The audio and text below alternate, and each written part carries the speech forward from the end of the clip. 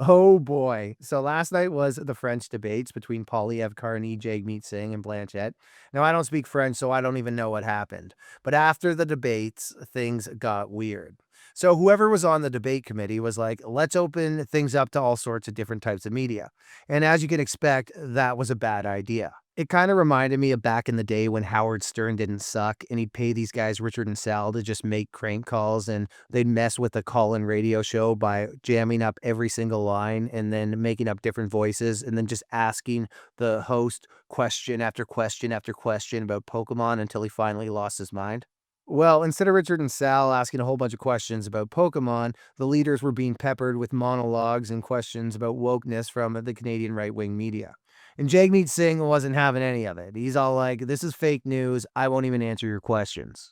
Again, thank you, but I'm not going to respond to an organization that promotes misinformation and disinformation like Rebel News. So, no, I'm not going to respond to your question.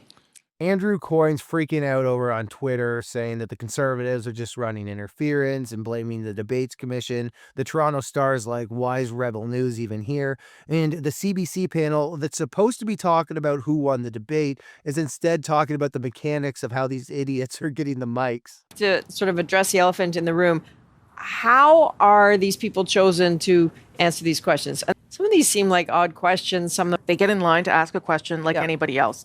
Their accreditation has been approved by the Commission of Debates, and so they get the right to stand in line and ask a question that they choose to ask.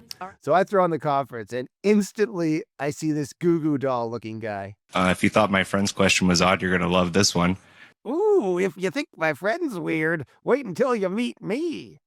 And Carney's like, I'm glad you self-assessed that. Okay. So I'm looking at this guy's shit-eating grin, and I'm like, this guy's gonna ask a question about Ghislaine Maxwell. I'm on the edge of my seat, and I'm all in. How many genders are there? That's what you got for him? Define this word? No Ghislaine? In terms of sex, there are two. Ah, chucks! Didn't get him! Anyways, Carney stood there and answered questions from all these whack packers and seemed irritated, confused, but still answered them. I'd say a couple things to that rather odd question. He didn't cry about disinformation and refused to answer questions like Jagmeet Singh. He stood there and took his licks from these rebel media weirdos. And look, I'm not a fan of Carney. He scares the crap out of me.